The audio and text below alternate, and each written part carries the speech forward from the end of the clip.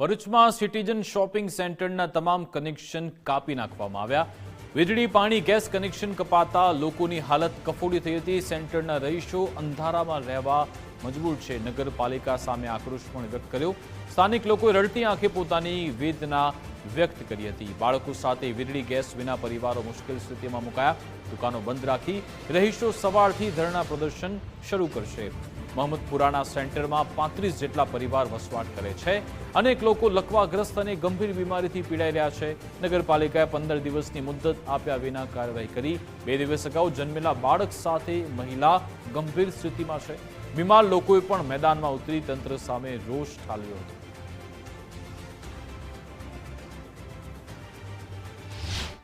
ભરૂચ નગરપાલિકા દ્વારા કામગીરી કરવામાં આવી હતી. મહમદપુરા નજીક સિટીઝન શોપિંગ સેન્ટર આવેલું છે. આ શોપિંગ સેન્ટર લગભગ 25 થી 26 વર્ષ જૂનું છે અને એવું કહેવાય છે કે જર્જરિત છે.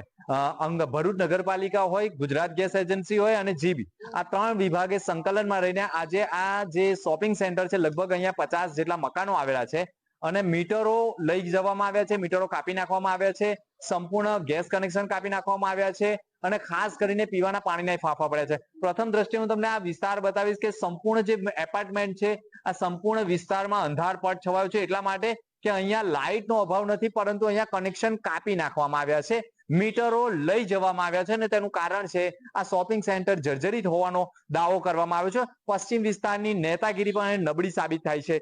ખાસ કરીને આપણે અહીંયા રાત્રિના સમયે આવ્યા છે, તેમની પરિસ્થિતિ કેવી છે, કેવા લોકો રહે છે. ખાસ કરીને 32 થી 35 પરિવાર આજે પણ લાઇટ વિના અહીંયા રહ્યું છે. આ બેન આપણી સાથે જોડાય છે. બેન, જે શોપિંગ સેન્ટરમાં તમે રહો છો, લગભગ 32 થી 35 પરિવાર છે. આ વીજ કનેક્શન કાપી નાખ્યું છે, ગેસ કનેક્શન કાપી નાખ્યું છે. કેવી પરિસ્થિતિ છે આ વિસ્તારમાં? હમણાં હાલમાં અમારી પરિસ્થિતિ બહુ ખરાબ છે. અમારા નગરપાલિકાને એટલી જ અરજી છે કે અમારી લાઇટ અને ગેસની સુવિધા કરી આપે, કેમ કે અમે અમારા છોકરાઓ પાણી ને ખાધા પીધા વગરના છે. અમે કેવી રીતે રહીએ છીએ અમારું મન જાણીએ છીએ સાહેબ. જેમ મને તેમ અમને લાઇટ ને ગેસ નું કરી આપો સાહેબ, બસ એટલી જ વિનંતી છે. અમારા છોકરાઓ ખાધા પીધા વગરના છે, નહીં રહી શકાય અમારાથી. ખાસ કરીને માનવતાની વાત કરવામાં આવે, અહીંયા માનવ ઉભરાઈ ઉઠતો હોય એવું તેવું માનવામાં આવે છે, પરંતુ તંત્ર અહીંયા સદંતર નિષ્ફળ રહેતું હોય તેવું માનવામાં આવે છે. માસી, કેવી પરિસ્થિતિ છે? ખાસ કરીને આ લાઇટ નથી, અંધારપટ છે, જમવાની સ્થિતિ શું છે? અમારી પરિસ્થિતિ બહુ જ ખરાબ છે. અમારી નગરપાલિકાને નિવેદન છે કે અમને લાઇટ અને ગેસની સગવડ કરી આપે. અમારા છોકરાઓ નાના નાના છે, અમારા ઘરમાં મરીઝ છે, એક ભાઈ પેરાલિસિસ છે, એક ભાઈનું ઓપરેશન થયું છે. મહેરબાની કરીને અમને લાઇટ ને ગેસનું કનેક્શન કરી આપો. અમારા ખાધા પીધા વગરના છે. આટલી મોંઘવારીમાં અમારે જવાનું કામ નથી. ભાડા ભરવાની પરિસ્થિતિ અમારી છે. અમારા ઘરમાં કોઈ માણસ કમાવા વાળું છે. અમે લેડીઝો જ પોતાનું રોજનું કમાઈને રોજનું અમે અમારું પૂરું કરીએ છીએ સાહેબ. ખાસ વાત કરીએ તો કેવું લાગે છે આવતીકાલે શું લાઇટ અને ગેસ સુવિધા માની લો કે નહીં થાય, મીટર લઈ જવામાં આવ્યા છે, તો આવનાર સમયમાં વિસ્તારના લોકો ક્યાં જશે? વિસ્તારના લોકો તો અહીંયા જ રહેશે, ક્યાંય નહીં જાય. કેમ કે કોઈની પરિસ્થિતિ નથી કે હમણાં હાલમાં ભાડું ભરી શકે. કેમ કે હમણાં 4-5 હજાર સિવાય ભાડાનો ઘર મળે છે. એટલે અમારા બહાર જવાની તો કોઈ પરિસ્થિતિ નથી. અમે કાલે અમારા બધા મળીને ધરણા પર બેસવાના છે.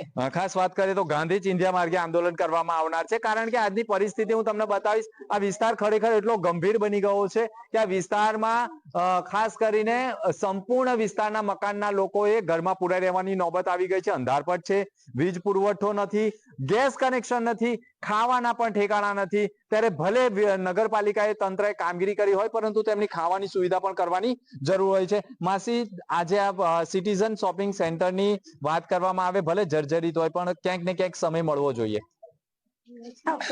ખાસ કરીને વાત કરવામાં આવે તો આ વિસ્તારમાં મોટા ભાગના લોકો રહે છે અને ખાસ કરીને મરીઝ એટલે એટલા માટે કે કોઈ પ્રેશરનો પણ દર્દી હોય છે.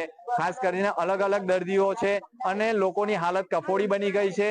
પરંતુ ખાસ કરીને વાત કરવામાં આવે તો ભરૂચમાં સિટીઝન શોપિંગ સેન્ટર ભલે જર્જરિત હોય, આ વિસ્તારના જે મત વિસ્તારના નગરસેવકો છે, તેમણે પણ આ વિસ્તારમાં ડોક્યું નથી કર્યું. આ વિસ્તારના લોકોએ મતો પણ આપેલા છે, પરંતુ હજુ તેમની સમસ્યા એટલે કે આજે અંધારપટમાં રહેવાની નોબત આવી ગઈ છે. આ ભાઈ બી આપણી સાથે છે.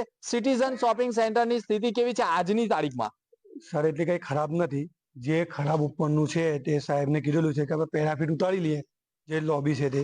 બાકી થર્ડ ફ્લોરનું ખાલી છે. 2 ફ્લોર સુધી તો આફાનું બધું બીમ બની જ ગયેલા છે. સલંગ આફાનું કામગીરી ચાલુ છે. સાહેબને રિક્વેસ્ટ બી કરી હતી કે ભાઈ લાઇટ ના કાપો, અમારે તો કોઈ તકલીફ નથી, તમારે ઉપરનું છે તમને બોલાવીને તમે વાત કરીને જે મસલો છે હલ કરી દો. આ લાઇટ કાપી નાખી, ગેસ બિલ બી ગેસનું કનેક્શન કરી નાખ્યું. હવે ખાધા પીધા વગર નથી. પેરાલિસિસ વાળો માણસ બી રહે. મારા પપ્પાનું જાતે ઓપરેશન કર્યું છે, એ જાતે છે. નાના છોકરા છે તો બી 2 દિવસ પહેલા ડિલિવરી થયેલી છે, તે નાનો છોકરો બી છે. હવે નગરપાલિકાને થોડું અમારે એટલું બધું જળજળી નથી કે કાલે ને કાલે પડી જશે. તો વિચારવું જોઈએ. જે વધારે જર્જરિત ઇમારત છે તેને તાત્કાલિક એને ઉતારો. અમારા શોપિંગનું કોઈ એવું નથી. હા, અગાશીઓનો જે મસલો છે, તમે જે બધા રોજ ખાવાવાળા છે અને રોજ કમાવાવાળા છે, તે જેવો પોઝિશન હિસાબે જેવો ભંડોળ થાય પૈસાનું, એ હિસાબે લોકો બનાવે જ છે. એવું તો નથી કે બિલકુલ બનાવવાનું બંધ કરી દીધું છે. શું પરિસ્થિતિ હશે આવતીકાલે? શું આંદોલન કરશો? અને તમને લાગે છે કે કેમ કે મીટર જ લઈ જવામાં આવ્યા ત્યાંથી? મીટર લઈ જવામાં સાહેબને કીધું છે કાલે બધાને બોલાવીશું મીડિયાને મેન સવારે. ધરણા પર બેસે તો એ દુકાન બી ખોલવા નહીં દે ને મીડિયાની સામે બધી રજૂઆત કરીશું. ખાસ વાત કરીએ તો તેમની સમસ્યા ક્યારે હલ થશે તે ગંભીર પ્રશ્ન બની ગયો છે. મીટર ભલે લઈ જવામાં આવ્યા છે, ક્યાંક ને કંઈક તેમની માંગણી છે કે અઠવાડિયું કે 15 દિવસની મુદત આપવી જોઈએ. અઠવાડિયું કે 15 દિવસની મુદત આપી હોત તો ક્યાંક ને ક્યાંક ભાડેથી મકાન શોધી લે. અત્યારની પરિસ્થિતિ એટલી ગંભીર બની ગઈ છે કે જે બાળકો છે તે આજે કાળઝાળ ગરમીમાં પણ ઘરમાં પૂરાઈ રહેવા મજબૂર બન્યા છે, પરંતુ જે દર્દી હોય તેમની પરિસ્થિતિ પણ ગંભીર બને તેવા એંધાણો પણ વર્તાઈ રહ્યા છે. પરંતુ જો આવી પરિસ્થિતિમાં કોઈનો જીવ જાય તો માનવ વધ કોની પર દાખલ કરવાની એ પણ ગંભીર પ્રશ્ન બની ગયો છે. દિનેશ મકવાણા, ભરૂચ.